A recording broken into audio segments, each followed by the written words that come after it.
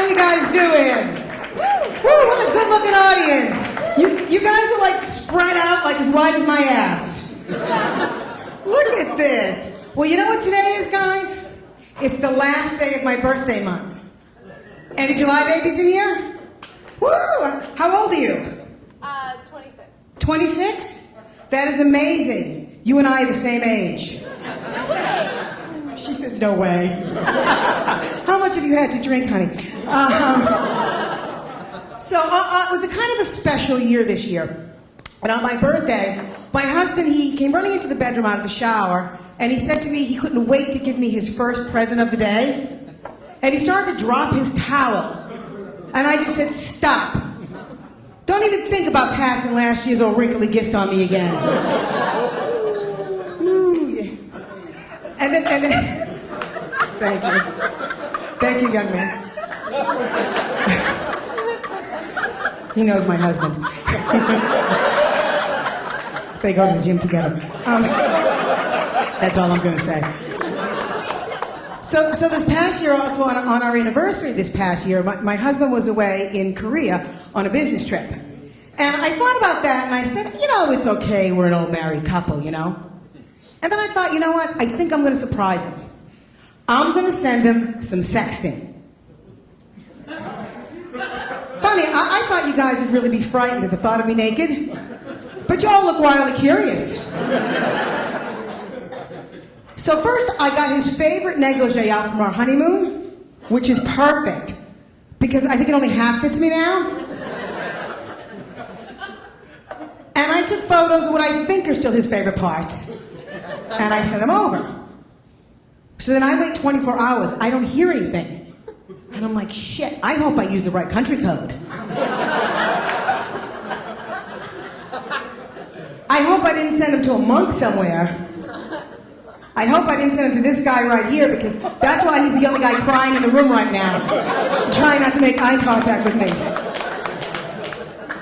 So I checked the number, and I sent him again. And finally I got a text back from my husband, and you know what it said?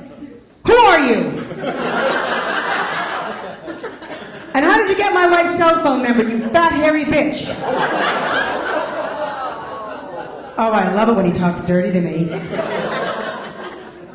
So I took a look at those photos, guys, and I said, you know what? It's time to get in shape. So I joined a new gym in New Jersey called LA Fitness in Clifton, New Jersey. Anybody belong? Yep. Yeah, well, have I seen you in the locker room, sir? Have you seen me? So I like the morning classes there, because generally the women are as big as me, if not bigger. Except for the other day, and I am not making this up. There was a half-naked young lady, blonde hair, skinny, right up front. I'm going to tell you what she was wearing. She had a spandex tank top on, hip hugger, bell-bottom sweatpants, and a diamond in her belly. And I said, all right, maybe God put her there. Maybe God put her there to remind us of how we used to look, and if we work hard enough, how we could look again. Nope. Just another skinny bitch showing off. Well, lucky for her, before class, I had to have a little bit of that medical marijuana for the arthritis in my knees.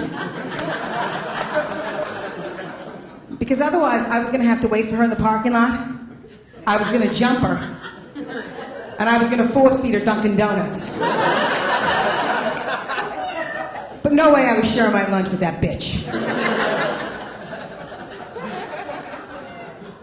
So I'm walking into the locker room with a friend of mine the other day, and there's another one of these, skinny bitches in the mirror, and I don't think she had underwear on. I think she just had like 3 Band-Aids. You know what I mean? And she's blow drying her hair, and she's showing off her waist and all that. And I said, you know what, that's it. This one I'm gonna have to teach a lesson to. I'm gonna go in there and I'm gonna take a shower. I'm gonna come out here, and I'm gonna blow dry my hair next to her butt naked. I think it's time these ladies find out what they're going to look like in 20 years. A real woman with meat on her bones and a tattoo on her ass says fat bitch in menopause. There's my bitch in menopause right here. All right. Well, speaking of menopause, we got any guys in menopause? They will never admit it, would they? They would have midlife crisis in the hand cream, I think, is what's going to happen to them. Well, I think my husband might be going through male menopause after that Korea trip.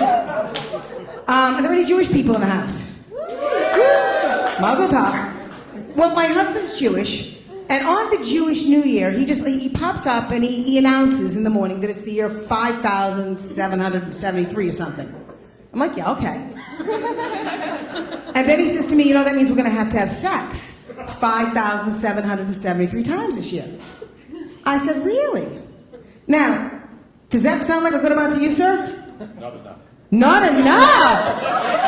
Wow, good for you. I like this guy. That is just perfect, sir, because you want to know why? Because I actually told my husband he could pencil me in for 73. I'm going to have him call you for the rest. Thanks for being the volunteer.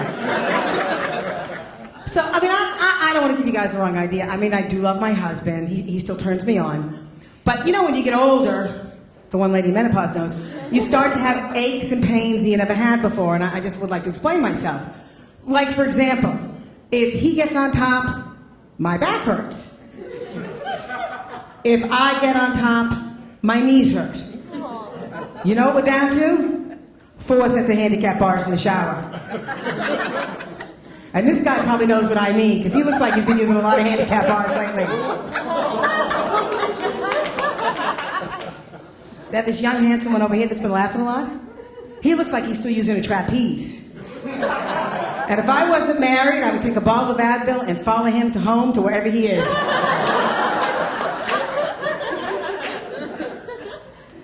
So anybody go on vacation this summer? My husband and I went up to Cape Cod. We go to the shore. Anybody on vacation here?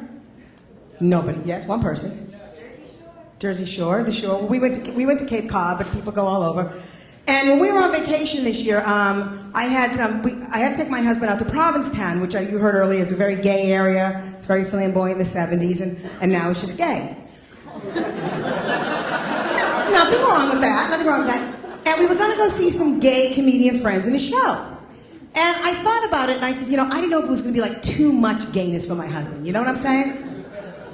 But after the comedy show, we ended up going to one of those, you know, those piano show tune bars where they play, you know, the Broadway tunes. And I said, all right, well, this is harmless enough, right? Until my husband started to disappear to the men's room. A lot. And let me tell you something, ladies and gentlemen. I happen to be Sicilian.